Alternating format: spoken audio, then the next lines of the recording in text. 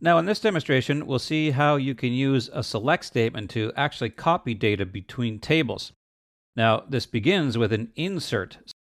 You can see our first line here is an insert into, then a table, and then we still have a list of columns, but we don't have a values list. Instead, we have a select statement.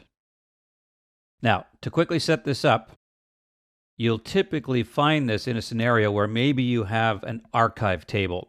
So you've got a table that contains sort of the current data, sometimes referred to as hot data, that is very frequently queried, very frequently analyzed.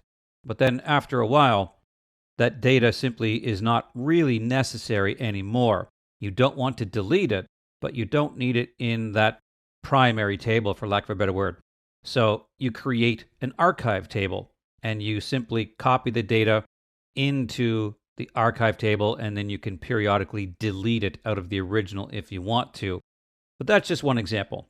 In any scenario where you want to copy data from one place to another, you can use an insert into with a select. So to simply demonstrate that in this case, I have made a copy of the actor table, again, just because it's small and simple.